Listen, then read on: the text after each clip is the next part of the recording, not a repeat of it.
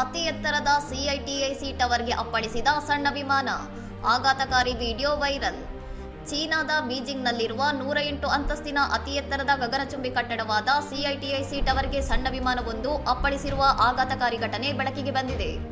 ಈ ಅಪಘಾತದಿಂದಾಗಿ ಕಟ್ಟಡದ ಗಾಜಿನ ಫಲಕಗಳು ಪುಡಿಪುಡಿಯಾಗಿದ್ದು, ನೆಲದ ಮೇಲೆ ಸಣ್ಣ ಪ್ರಮಾಣದ ಬೆಂಕಿ ಮತ್ತು ಹೊಗೆ ಕಾಣಿಸಿಕೊಂಡಿದೆ. ವಿಮಾನದ ಅವಶೇಷಗಳು ಕಟ್ಟಡದ ಸುತ್ತ ಬಿದ್ದಿರುವ ದೃಶ್ಯಗಳು ಸಾಮಾಜಿಕ ಜಾಲತಾಣಗಳಲ್ಲಿ ಹರಿದಾಡುತ್ತಿವೆ. ಅಪಘಾತಕ್ಕೀಡಾದ ವಿಮಾನವು ಸನ್ವರ್ಡ್ SA-60L ಅರೋರಾ ಮಾದರಿಯ ಲಘು ಕ್ರೀಡಾ ವಿಮಾನ ಎಂದು ಗುರುತಿಸಲಾಗಿದೆ.